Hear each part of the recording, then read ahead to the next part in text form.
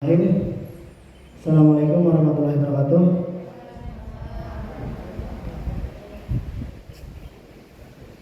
Bismillah, alhamdulillah, wassalatu wassalamu ala asyrofil mursalin sayyidina wa Muhammadin wa ala alihi wa amma ba'd. Yang terhormat Bapak Kepala SMK Lantai Pak Heri dari MPD, Bapak Ibu Dewan Guru, adik-adik dari kampus mengajar. Baik, pertama-tama marilah kita panjatkan puji syukur kita kepada Tuhan Yang Maha Esa karena hari ini kita bisa bersilaturahmi dalam agenda aksi nyata atau diseminasi budaya positif. Nah, salam dan salam termoga kita haturkan kepada junjungan kita Nabi Muhammad SAW. Semoga kita mendapat syafaat dari beliau. Amin ya Allah.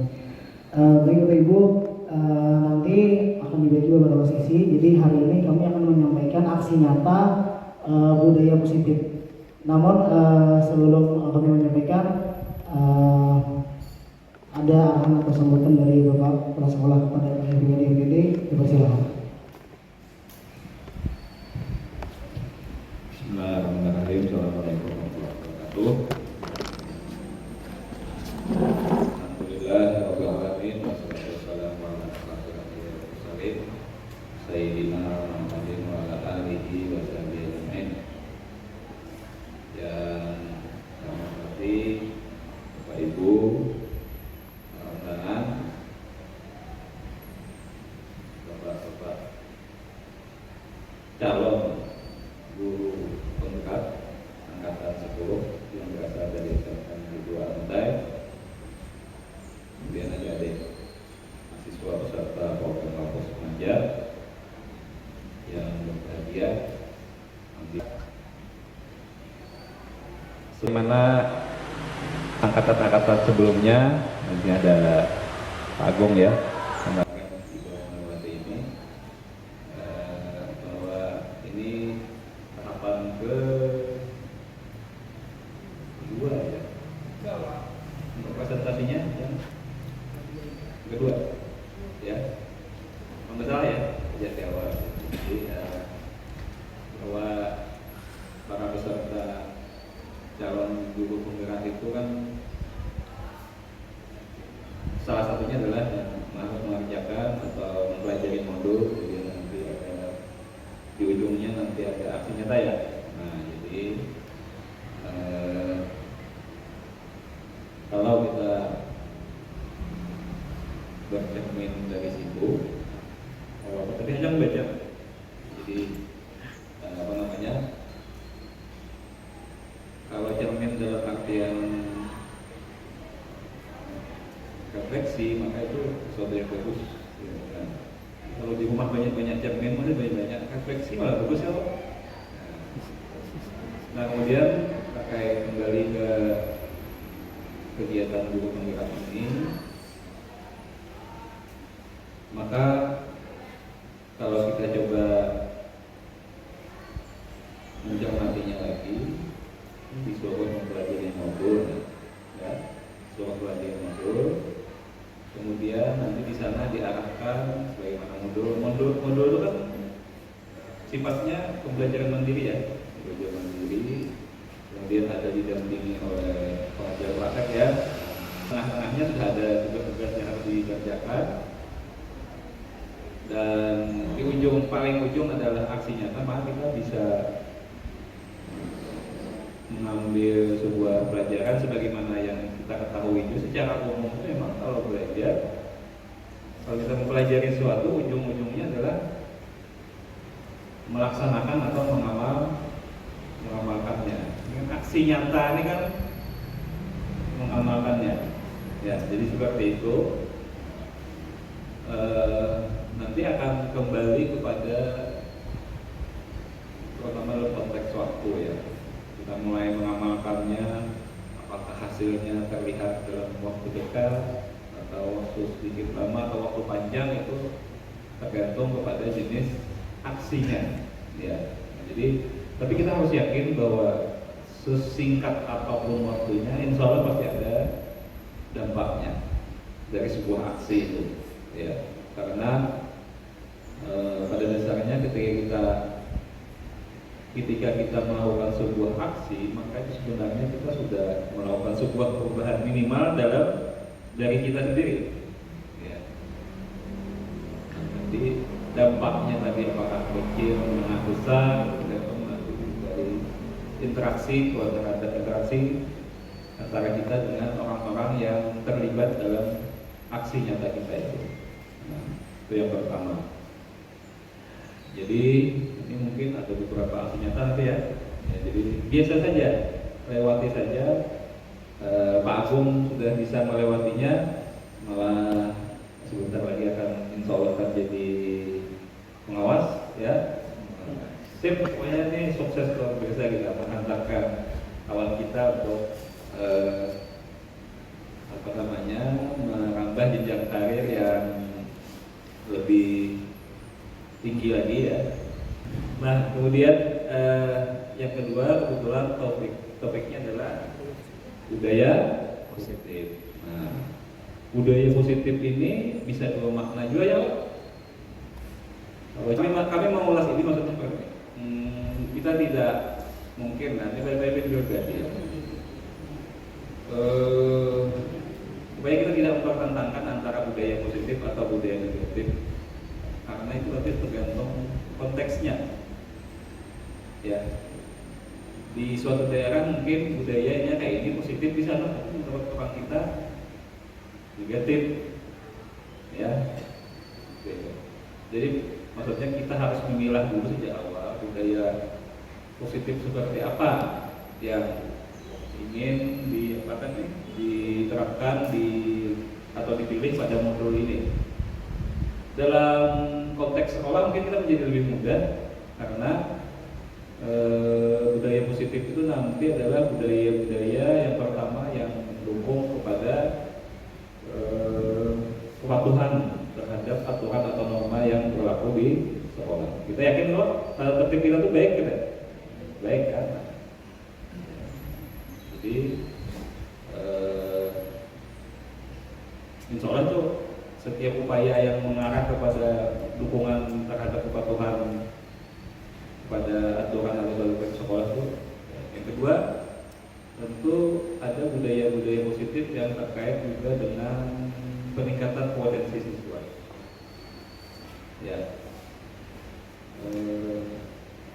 saya tidak tahu apakah ada yang sudah mengulas membaca aja yang menghubungkan dengan amanat tadi pagi. Membaca itu budaya positif pada ulun pribadi pun mungkin ulun belum maksimal dalam upaya kebiasaan budaya positif membaca ini, mungkin kan? Karena kalau ketika kita bertemu dengan seseorang yang mungkin pergaulannya lebih luas, kita tiba-tiba saja merasa kita begitu banyak jauh tertinggal. Orang misalnya sebulan menyelesaikan bacaan sekian buku misalnya. Saya terus terang aja nggak ada jelas saat ini berapa buku. Ambil contoh bagi kami itu sederhana ya, membaca budaya positif. Ya. Apakah ini juga akan menjadi gerakan kawan-kawan guru penggerak dalam konteks misalnya gerakan literasi misalnya? Ya, mungkin ini bisa digarap ya, tergantung. Apakah kita hanya fokus ke sebuah disiplin misalnya? Sementara yang kecil-kecil misalnya membaca ini sangat penting sebenarnya, membuka wawasan, terabaikan karena kita mungkin terkunci di budaya positif itu lebih ke arah disiplin misalnya. Oke. Nah itu pentingnya.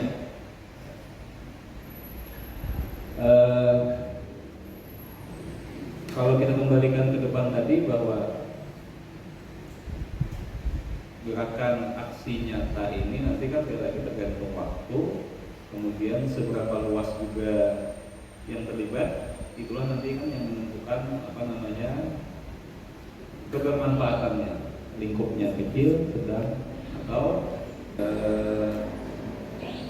yang jelas ada atau tidak ada penggerak yang berkegiatan di sini. Kami kira itu semua adalah tanggung jawab kita semua. Ya.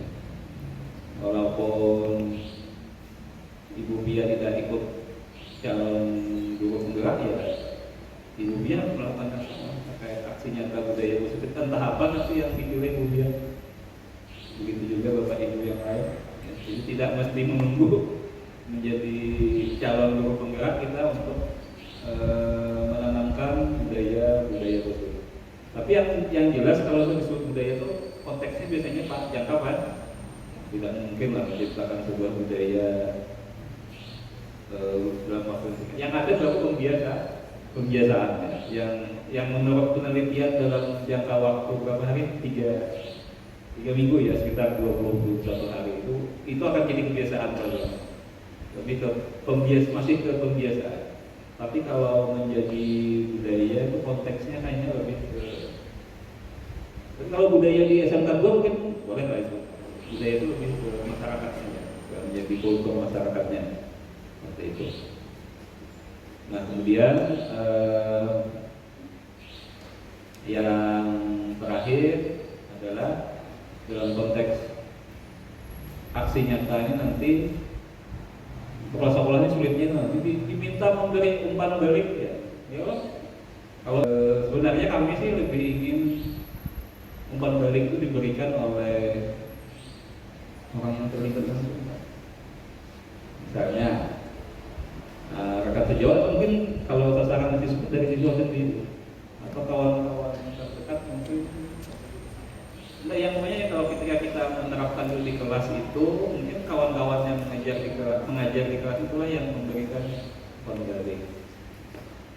Ya, jadi misalnya Pak Tajidin melakukan aksi nyata A di kelas B, nanti umpan balik yang lebih tepat nanti mungkin kawan-kawan guru yang mengajar di kelas B itulah nanti yang lebih tepat memberikan lebih tepat lah, karena kalau kami kepala sekolah bukan berarti kepala sekolahnya kadang mau memberi umpan balik ya. Umpan balik penting ya, penting sekali, sangat penting karena menjadi bahan refleksi selanjutnya nanti. Jadi barangkali itu mudah-mudahan aksi-aksi nyata ini, aksi nyata maksudnya di sini kita harus konsisten dulu ya, bukan memenuhi alur dari sebuah kegiatan. Tidak ya, sayang, karena sekali lagi kesempatan kita untuk kita sendiri, kesempatan kita untuk belajar. Semakin banyak aksi nyata, kami yakin semakin banyak pengalaman kita, menambah rasa kita, ya, masalah tulang, beginian, ya banyak.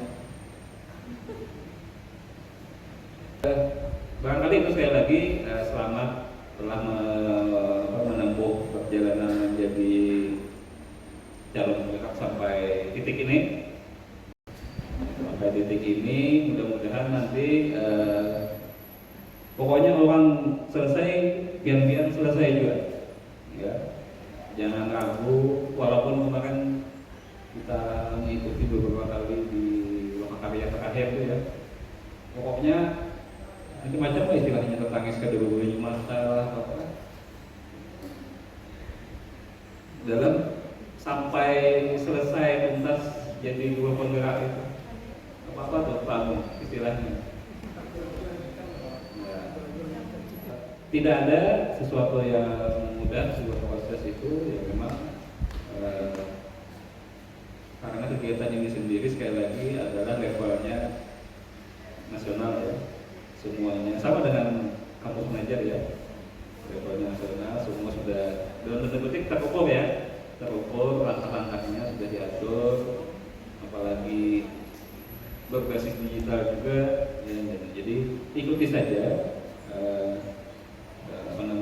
prosesnya dan kami yakin pian-pian bisa aja lah.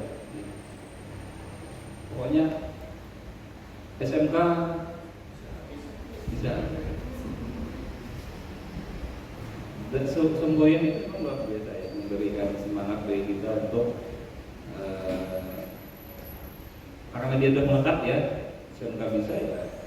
Disuruh apakah pasti paling tidak berupaya bisa. mudah-mudahan selanjutnya menjadi orang hebat ya, dan bisa hebat SMK bisa SMK hebat. Memang baik menjadi orang hebat, tapi lebih hebat menjadi orang baik.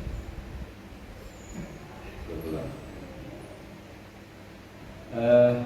Demikian barangkali sambutan dari kami kepada para peserta. Mari kita ikuti bersama diseminasi dari kawan-kawan. Berapa sesi? 3 sesi ya. 3 sesi.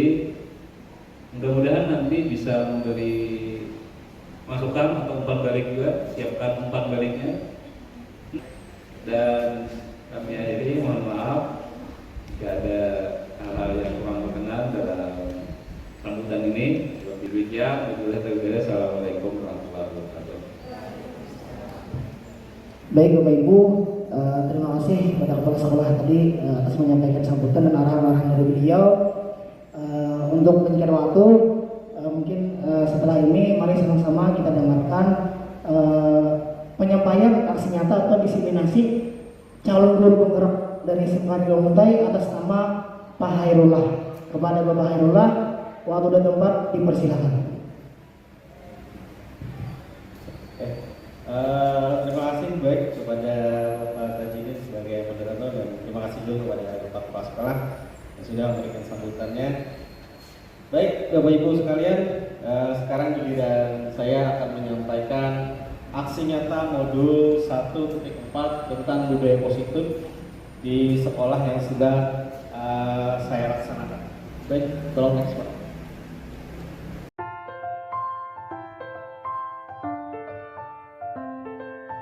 Baik, yang pertama adalah saya akan menjelaskan dulu tujuan pendidikan. Nah, di sini dapat kita lihat pada slide.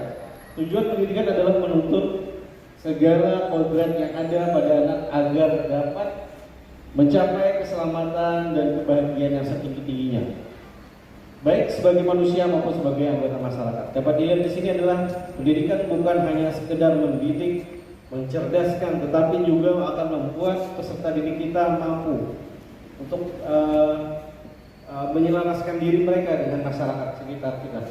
Dan pembelajaran juga dapat dilihat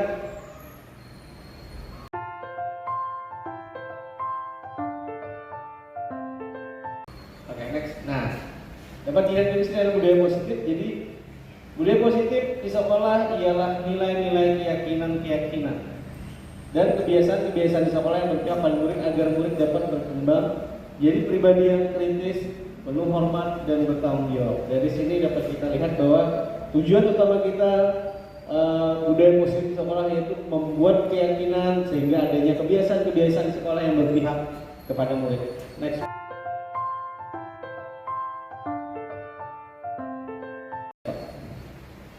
Baik, pada modul 1.4 ini tentang budaya positif, di sini ada beberapa bagian. Yang pertama adalah perubahan paradigma belajar yang akan saya jelaskan.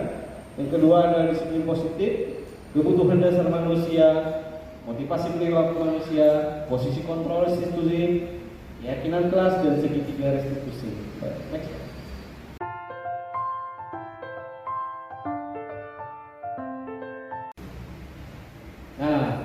Seperti janji saya tadi akan saya jelaskan satu persatu, yaitu adalah ada perubahan paradigma belajar. Perubahan paradigma belajar yang terjadi yaitu proses pembelajaran yang biasanya dilakukan secara tatap muka, banyak didominasi oleh peran guru atau teacher center, sekarang berubah menjadi student center, belajar yang lebih menarik, inovatif. Maka di sini adalah letaknya dengan perubahan paradigma belajar.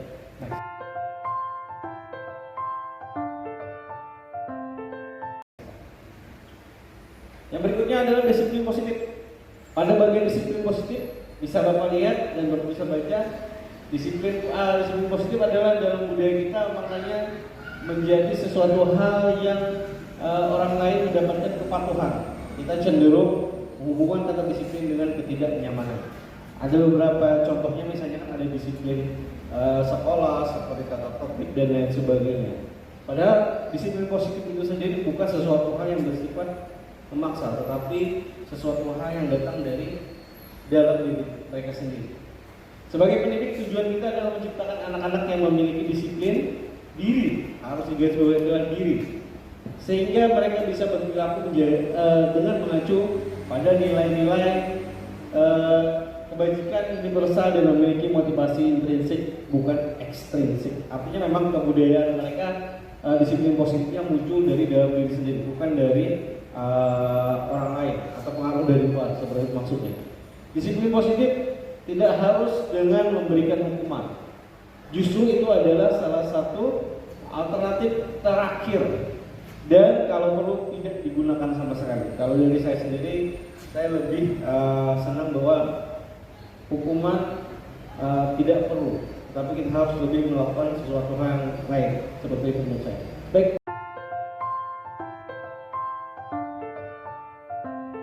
Next, Pak. Yang berikutnya adalah kebutuhan dasar manusia. Nah, dari sini dapat kita lihat kebutuhan dasar itu ada beberapa bagian. Yang pertama adalah kebutuhan untuk bertahan hidup, kasih sayang, dan rasa diterima, kebebasan, kesenangan, dan penguasaan. Dari beberapa hal ini akan mempengaruhi perilaku dasar seseorang. Contohnya saja, nah misalnya kan kebutuhan untuk bertahan hidup. Misalnya ada beberapa orang yang memang dengan sikapnya yang merasa mempunyai penguasaan terhadap orang lain dengan tujuan untuk bertahan hidup, itu dengan cara bisa mengambil makanan orang lain dan sebagainya, seperti itu.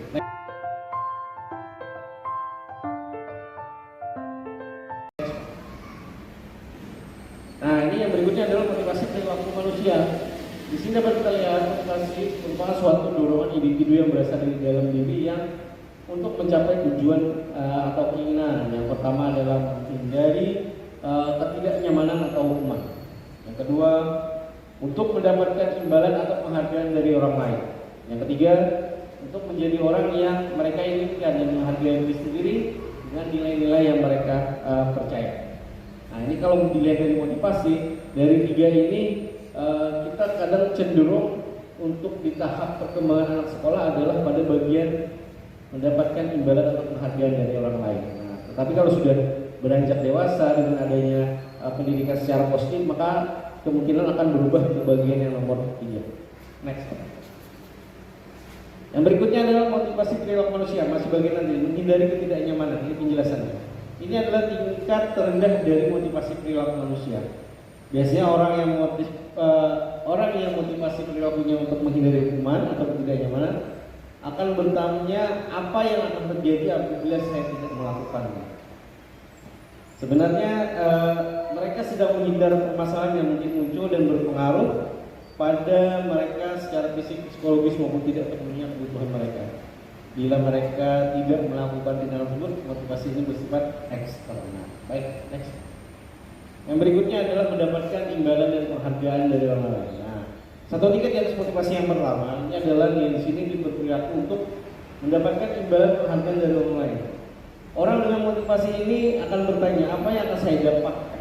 Harus digarisbawahi. Apa yang akan saya dapatkan jika saya melakukan ini? Apa yang saya tidak dapatkan jika saya tidak melakukan ini? Nah, ini pada bagian ini orang itu terletak, karena sesuatu hal yang dia lakukan harus ada dasar imbalan atau reward yang harus didapat, seperti itu. Nah, ini ada dengan bisa kita ada motivasi yang bersifat eksternal.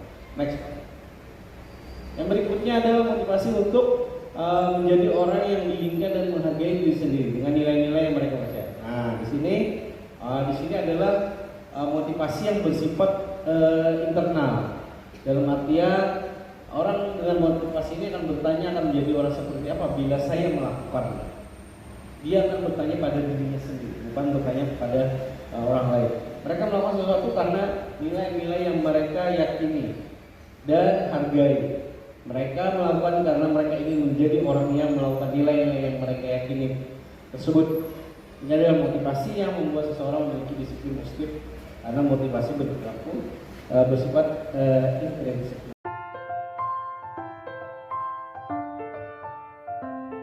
Nah, ini adalah konsep disiplin dengan identitas gagal. Bisa Bapak Ibu sekalian lihat. Di sini ada hukuman dan penghargaan. Dapat Bapak Ibu lihat di sini kalau hukuman akan menimbulkan menyakitkan, tidak nyaman, murid takut, memaksa murid menyembunyikan kesalahan, dan murid menjadi rendah diri. Yang berikutnya adalah penghargaan, tidak efektif, merusak hubungan atau sifatnya iri, mematikan kreativitas, menghukum dengan sistem ranking.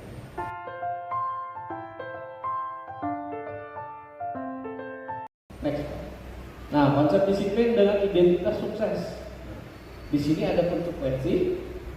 Ini ada konsekuensi adalah hasil atau dampak timbul sebagai akibat dari suatu tindakan.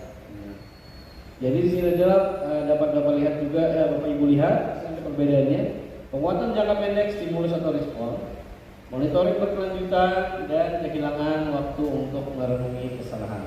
Sedangkan pada bagian restitusi di sini ada campur tangan dari pihak eksternal dapat dilihat. Namun pihak internalnya pun mempunyai kesadaran untuk melakukan perubahan. Di sini adalah kondisi murid untuk memperbaiki kesalahan sehingga mereka bisa kembali pada kelompok dengan karakter yang baik. Siswa bertanggung jawab atas kesalahannya, fokus pada penyelesaian masalah jangka panjang dan terakhir adalah teori kontrol yang mengendalikan diri sendiri. Next.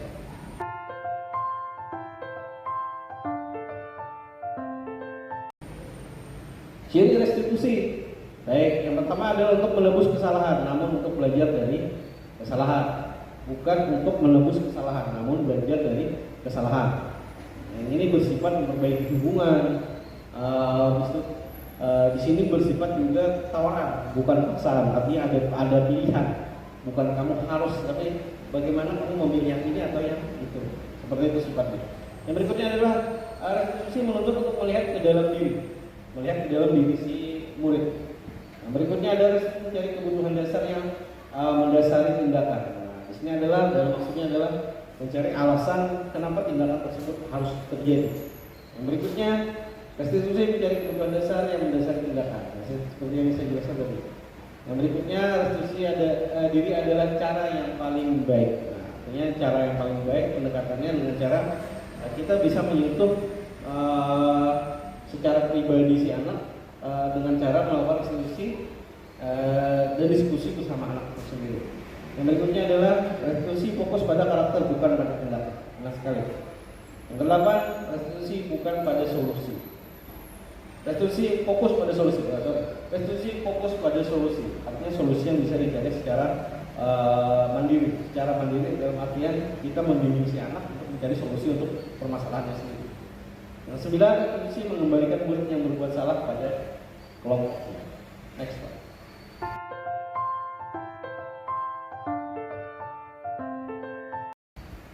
Nah, ini adalah perbedaannya. Dapat Bapak Ibu lihat, siswa tidak mengerjakan tugas. Nah, ini kasusnya. Tetapi ini adalah caranya.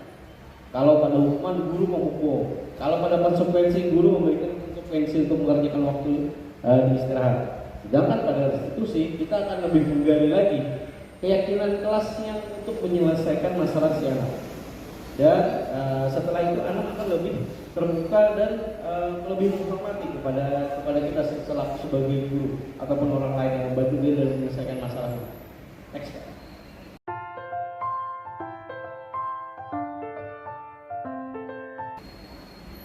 Berikut adalah posisi kontrol restitusi. Dapat dilihat di sini ada 5 posisi kontrol kita sebagai seorang guru. Yang pertama adalah sebagai penghukum, membuat rasa bersalah, teman, pemantau, manajer. Nah, sedangkan yang lebih bagus yang mana? Posisi kita harusnya berada di pada bagian manajer. Kita sekarang bertanya dengan diri kita sendiri, Bapak Ibu, posisinya selama ini di bagian mana? Jangan-jangan Bapak Ibu masih berada di bagian yang tingkat pertama, masih di bagian dari penghukum. Seperti itu Ibu. Nah, kalau ini Bapak Ibu bisa bacanya sendiri. Next Pak.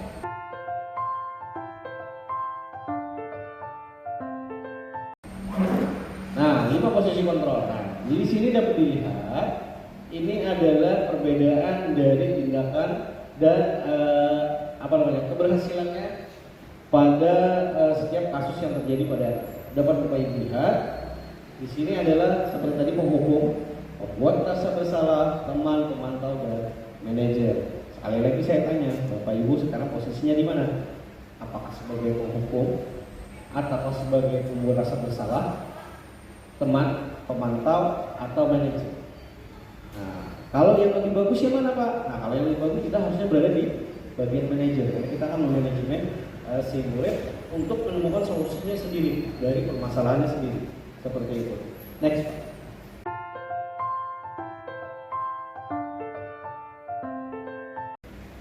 Nah, berikut adalah keyakinan kelas. Pada bagian keyakinan kelas ini adalah merupakan metode untuk menimbulkan kembali disiplin positif.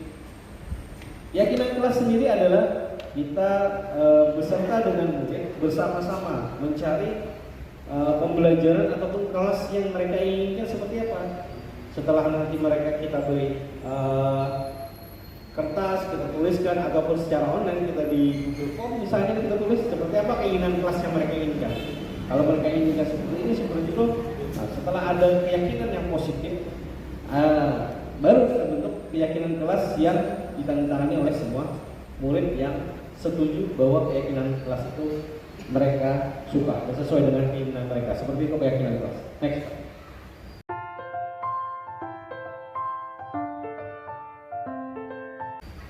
Segitiga restitusi yang berikutnya adalah proses penciptaan kondisi bagi murid untuk memperbaiki kesalahan sehingga karakter mereka lebih kuat ketika kembali pada kelompoknya. Restitusi terbagi 3. Yang pertama adalah menstabilkan identitas. Yang kedua, validasi tindakan yang salah. Yang ketiga, menanyakan keyakinan. Next.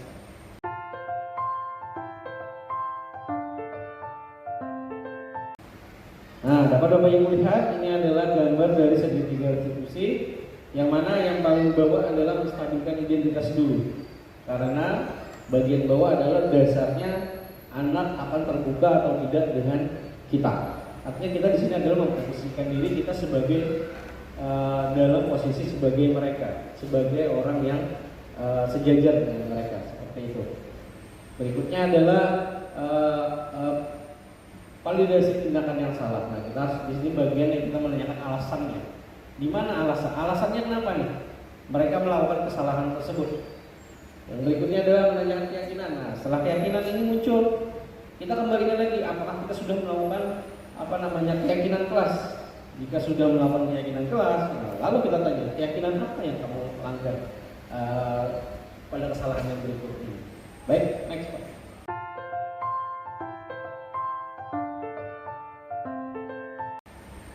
Nah, ini adalah bagian menstabilkan identitas seperti yang katakan tadi.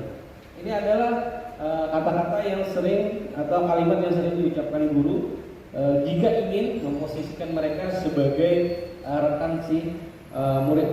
Nah, di bagian ini kita mempunyai posisi ibaratnya sama dengan si murid. Next Pak.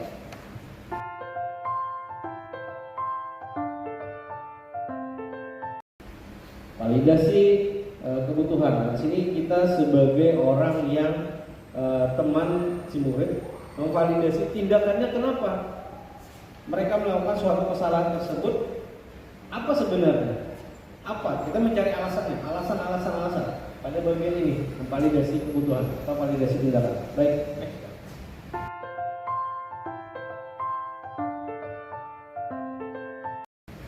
Nah, setelah itu yang terakhir adalah menanyakan keyakinan.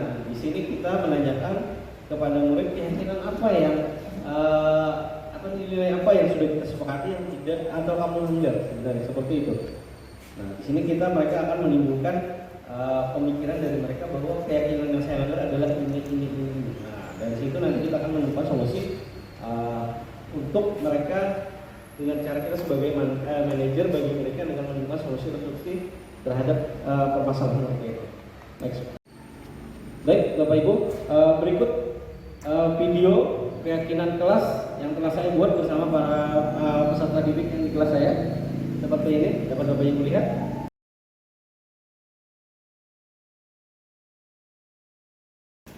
Assalamualaikum warahmatullahi wabarakatuh. Waalaikumsalam warahmatullahi wabarakatuh. Baik, bagaimana kabarnya hari ini? Alhamdulillah baik. Lengkap? Lengkap. Baik, sebelum memulai kegiatan hari ini, alangkah lebih bagusnya kita berdoa terlebih dahulu. IJ, tolong lepas topinya, silakan pimpin berdoa. Bismillahirrahmanirrahim. Alhamdulillahirabbil alamin. Wassalatu wassalamu ala asrofil anbiya'i wal mursalin. Sayyidina Muhammadin wa ala alihi wa sahbihi ajma'in. Allahumma akrimni min dhulumatil wahmi wa akrimni binuril fahmi waftahli abwabal ilmi wa jaini bil akhlaqil hasanati wal ilmi. Allahumma nawwir qalbi binuri hidayatika kama nawwartal arda binuri samsika abadan abada birahmatika ya arhamar rahimin. Sallallahu ala sayyidina Muhammadin wa ala alihi wa sahbihi ajma'in. Walhamdulillahi rabbil alamin. Oke, terima kasih. Nah, untuk kegiatan kita hari ini sama seperti awal-awal semester dulu, hari ini kita akan membuat yang namanya kesepakatan kelas. Sudah paham kesepakatan kelas belum? Nah, yang paham ini belum? Ayo. Kesepakatan kelas akan Bapak jelaskan sedikit dulu. Kesepakatan kelas adalah keinginan dari para kalian murid untuk kelas impiannya seperti apa. Nanti akan Bapak bagikan kertas, silahkan kalian tulis kelas impian kalian seperti apa. Boleh misalnya yang ingin kelas yang bersih, guru yang tenang, siswa yang saling menghormati, boleh. Tapi Bapak harapkan tidak menggunakan bahasa yang negatif. Contohnya jangan, nah itu kalau bisa tidak menggunakan kalimat tersebut. Ada pertanyaan? Tidak. Nah, ada pertanyaan. Baik. Karena di sini ada siswanya ada 15 orang, berarti nanti ada 15 kertas yang akan Bapak bagikan. Dari semuanya itu nanti Bapak beri waktu kalian 5 menit, silahkan kalian tempel nanti kertas yang berisi keinginan kalian itu seperti apa kelasnya. Nilainya kita sepakat, kita simpulkan, kalian tanda tangan di kolom sebelah. Ada pertanyaan? Tidak. Baik. Jai, tolong dibagikan deh. Silakan. Tidak usah pakai nama, tulis langsung saja. Tulis ya.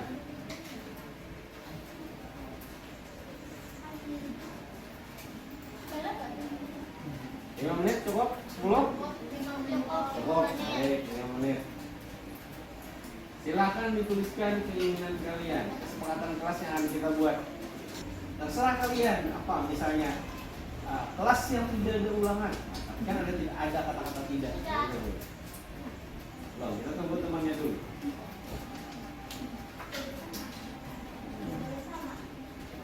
Sama boleh? Boleh. Kali sama? Boleh. Oke, sudah? Nah, baik, silakan maju dari yang paling belakang.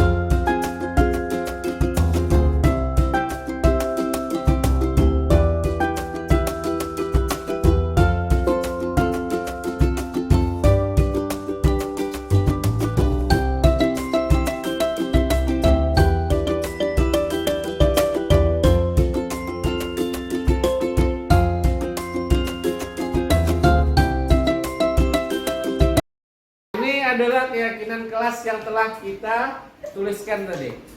Bapak bacakan dulu dari yang pertama. Keyakinan kelas yang pertama, bersikap sopan kepada guru. Yang kedua, menjalankan piket sesuai jadwal. Yang ketiga, ingin kelas bersih. Berikutnya, kelas yang rapi, kelas yang teratur dan damai. Berikutnya, sepatu tertata rapi di rak. Kelas yang tenang dan bersih, disiplin, jaga ketenangan dalam kelas, datang ke sekolah tepat waktu, tertib, saling mengingatkan, mendukung dan membantu antar sekolah. Habis itu yang berikutnya, selesai praktek langsung dirapikan kembali. Nah, yang berikutnya lagi, saling menghormati satu sama lain di kelas. Membuang sampah pada tempatnya, mengerjakan tugas dengan jujur, kelas yang bersih, ingin menghormati satu sama lain. Nah, tadi ada beberapa kesepakatan kelas yang hampir-hampir mirip. Baik, kita simpulkan sekarang. Yang pertama, kesepakatan kelas kita adalah bersikap sopan. Yang kedua, di sini adalah sepatu yang tertata rapi. Berarti di sini kita akan bikin kebersihan. Bisa disebutkan kebersihan. Yang berikutnya, datang tepat waktu.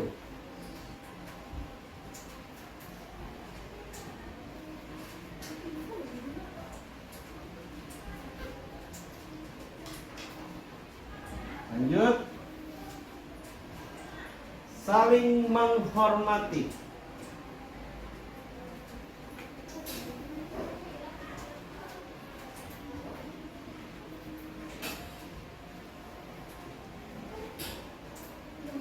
Yang berikutnya, kebersihan tugas. Nah, kejujuran.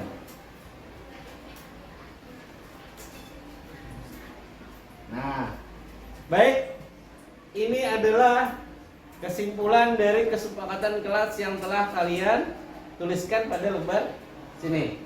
Selanjutnya, apakah kalian sepakat dengan kesepakatan kelas yang telah kita simpulkan ini?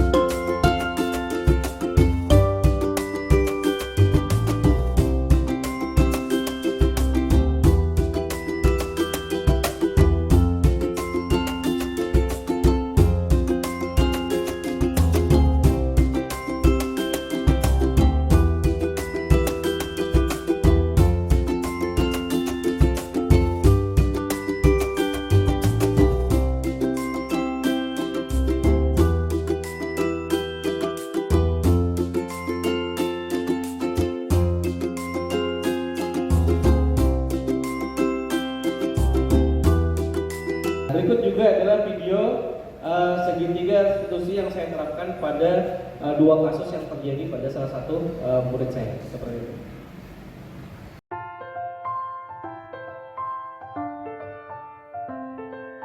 Assalamualaikum Bapak, apa benar Bapak memanggil saya? Benar sekali, Mardia. Bagaimana kabarnya hari ini?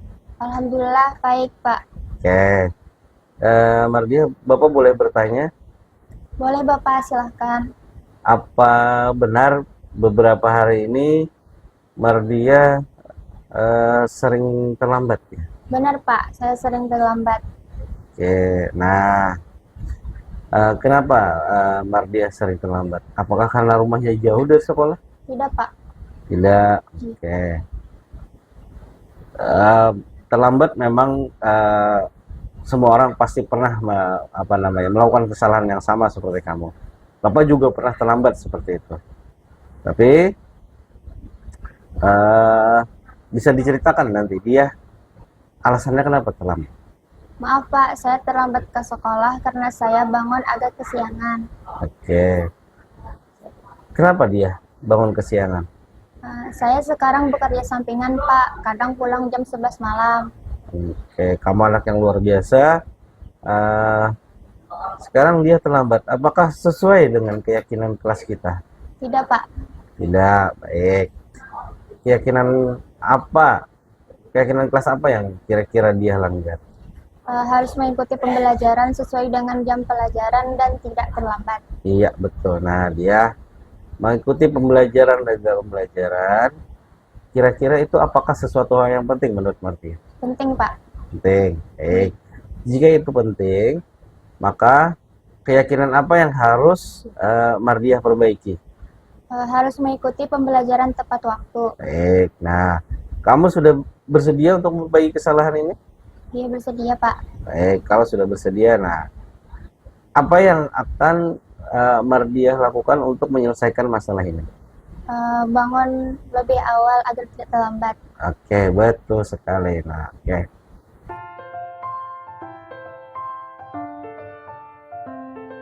Masalah ini yang Bapak lihat kemarin Mardiah dan kawan-kawan praktek di laboratorium asisten perawat. Nah, Bapak mendapatkan laporan kalau Mardiah dan kawan-kawan ini tidak merapikan alat dan mengembalikan ke tempat semula. Apakah itu benar? Benar Bapak. Baik, kalau benar. Nah, eh, Bapak boleh tahu kenapa alasannya Mardiah tidak merapikan dan mengembalikan alat? Karena kawan-kawan yang lain juga seperti itu Pak. Kawan bertugas sebelum saya juga tidak mengembalikan alat setelah dipakai. Oke, nah, oh seperti itu. Apakah yang Mardiah lakukan itu salah atau benar? Salah Pak, tapi kawan-kawan juga seperti itu. Baik. Oke, baik. Bapak tidak tertarik siapa yang salah, tetapi Bapak ingin mencari solusi dari permasalahan ini. Sekarang, Mardiah bersikap tidak mengembalikan alat setelah dipakai. Apakah sesuai dengan kesepakatan kelas kita? Tidak Pak. Tidak. Nah, Iya. menurut dia kesepakatan kelas apa yang sudah Mardiah langgar? Menjaga kerapian dan kebersihan laboratorium. Iya, betul. Nah, menurut Mardiah lagi, apakah menjaga kerapian dan kebersihan laboratorium itu penting? Penting Bapak. Jikalau itu penting, apakah kamu bersedia untuk memperbaiki masalah ini? Bersedia Pak. Nah, kalau kamu bersedia, terus apa yang kamu lakukan nanti setelah selesai praktek di laboratorium? Merapikan dan membersihkan laboratorium setelah praktek. Oke, nah benar sekali tindakan Mardiah sekarang. Baik Bapak Ibu, sekian presentasi dari saya tentang aksi nyata budaya positif 1.4. Baik, apakah ada pertanyaan dari Bapak Ibu sebelum saya mengakhiri sesi diskusi ini? Atau ada yang ingin didiskusikan dulu? Baik. Ya, Ibu, Bapak, ada? Silakan. Assalamualaikum warahmatullahi wabarakatuh. Izin bertanya Pak.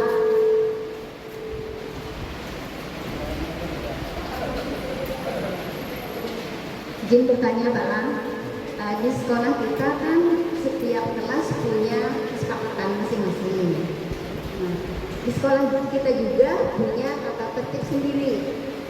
Nah, ketika ada suatu anak yang melanggar dengan pelanggaran yang sama, itu kita berbeda cara penanganannya Pak. Contoh, dalam kesepakatan kelas misalnya, anak terlambat. Di dalam kesepakatan kelas untuk menyelesaikan permasalahan mengapa anak terlambat itu kan diajak ya diskusi. Nah, sekarang dalam aturan atau tata tertib sekolah kita, bagi anak yang terlambat berapa menit, itu kan dia pulang. Jadi kita dalam penyelesaian masalahnya itu berbeda.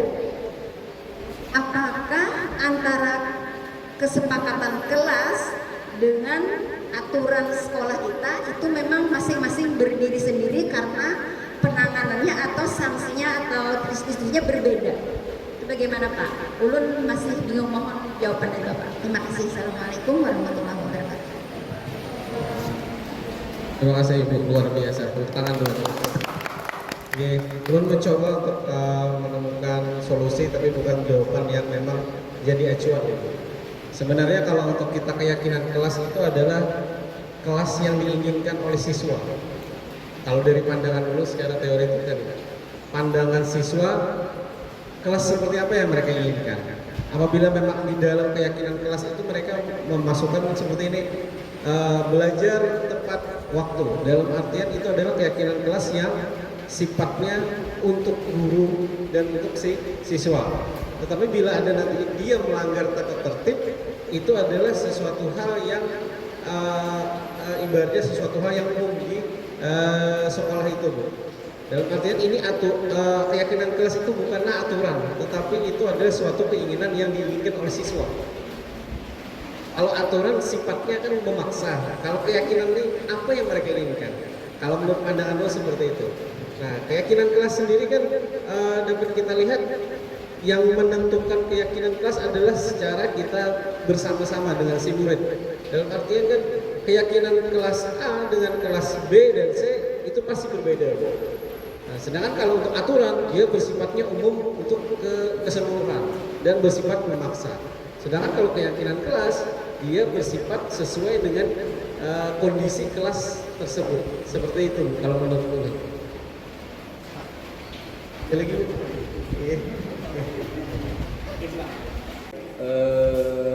Memang di beberapa yang pernah saya baca memang ada semacam pertentangan ada yang mempertentangkan antara keyakinan kelas dengan peraturan sekolah atau tata tertibnya. Jadi sebenarnya itu mungkin beda sudut pandang ya. Jadi memang kalau peraturan sekolah itu namanya juga peraturan ya. Lebih kental unsur bahasa hukumnya ya. Jadi karena dia sebuah peraturan maka dalam tanda kutip mungkin apa namanya ada semacam paksaan untuk mematuhi peraturan itu. Ada paksaan ya, mau ke mau ya kita anggap sebagai paksaan gitu ya, dan ada konsekuensinya kalau melanggar aturan itu. Ini memang bahasa hukum kan seperti itu ya.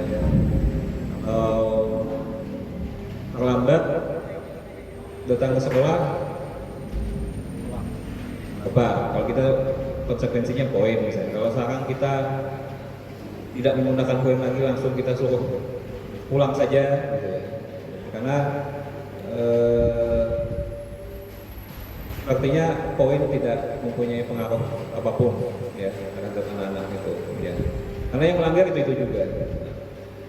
Jadi beda sudut pandang itulah yang menjawabkan. Karena peraturan itu kita hampir tidak bisa kita siapapun ya, seandainya mungkin yang orang di sekolah kita peraturan untuk guru, peraturan untuk kepala sekolah yang belum ada. Betul, saya serius. Saya kalau mau disusunkan peraturan untuk kepala sekolah silakan, peraturan untuk guru silakan, karena kita pernah melihat sekolah yang seperti itu lengkap. Di sekolah itu peraturannya ada peraturan untuk kepala sekolah, peraturan untuk guru, ada peraturan atau tertentu untuk siswa, dan semua orang berhak untuk memberi masukan terhadap peraturan itu, termasuk juga masukan dari orang tua.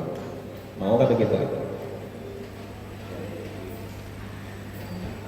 Sudut pandang yang kedua, memang kesepakatan kelas itu dimulai dari keyakinan terhadap hal-hal yang positif.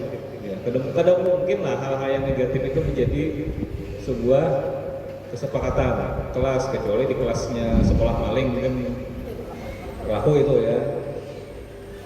Sekolah untuk mendidik para penjahat misalnya tuh mungkin ada seperti itu. Tapi memang ini ada kaitannya dengan alam bawah sadar ya, sebenarnya pembiasaan terhadap alam bawah sadar. Nah, kalau kita selalu tunjukkan ya, Pian jangan berpikir tentang roti. Saat ini juga Pian memikirkan tentang roti, ya kan? Ya kan? Itu kan? Jangan berpikir tentang gajah. Saat ini kami minta Bapak Ibu jangan berpikir tentang gajah. Secara otomatis alam bawah sadar kita akan memikirkan tentang gajah. Karena itu katanya untuk atlet-atlet tertentu atau profesi-profesi tertentu itu sangat menghindari hal-hal yang negatif itu. Kami pernah membaca misalnya seorang atlet ski es ya yang meluncur dari atas, itu kalimat yang ditekankan oleh pelatihnya, ikuti saja jalan yang paling enak. Meluncurlah mengikuti jalan yang paling enak. Bukan, awas jangan menabrak pohon, nanti dia akan tertanam di alam bawah sadarnya, dia akan menabrak pohon. Sugesti alam bawah sadar. Begitu juga dengan pilot misalnya, seperti itu juga. Pilot katanya, awas jangan menabrak gunung, menabrak gunung. Perintahnya adalah terbanglah mengikuti arahan dari menara kontrol untuk ketinggian. Ya. Nah, memang kita mungkin tidak begitu mendalam mengenai masalah psikologi ya, alam bawah sadar dan seterusnya. Cuma intinya keyakinan positif yang disepakati bersama itu lalu dituangkan menjadi kesepakatan kelas itu sebagai alat, ujungnya tadi ya, alat untuk menjadi budaya positif di kelas itu. Nah kemarin kan belum sempat menyinggung, mungkin lah anak-anak kita ini sedang bingung sekarang.